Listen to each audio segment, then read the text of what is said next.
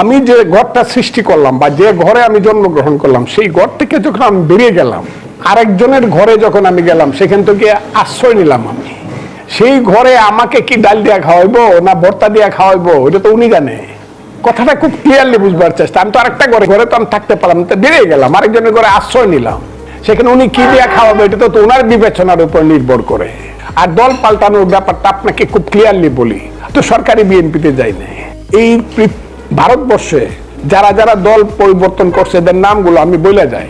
মহাত্মা গান্ধী আফ্রিকাতে যে দল করলো, ইন্ডিয়াতে এসে জাতীয় কংগ্রেস করলো। মোহাম্মদ আলী জিন্নাহ কিন্তু জাতীয় কংগ্রেসের জেনারেল সেক্রেটারি ছিল। আমি দল পরিবর্তন করছি, কিন্তু আমি আমার যে চেতনার স্তরে আমি সঠিক আছি। আমি আবারও বলে দিচ্ছি, কে কি মনে করবে জানি না, চেতনার স্তরে আমি যে যুদ্ধ করছিলাম, চেতনার স্তর, আদর্শিক স্তর ঠিক আছে। দল পরিবর্তন করছি প্রয়োজনে বা অবস্থার পরিপ্রেক্ষিতে, কোনো লাভে লুবে না। কেউ যদি আমার ডাইনে শূন্য না দেখিছো, কিন্তু Bangladesh, I fought for my nation. আমি বাংলাদেশের ফজলুর রহমান, আমি আমার দেশের জন্য যুদ্ধ করছিলাম। এটার থেকে তো আমার কি কেউ নিতে পারবে? আমার কোন দলীয় পরিচয়ের দরকার কি?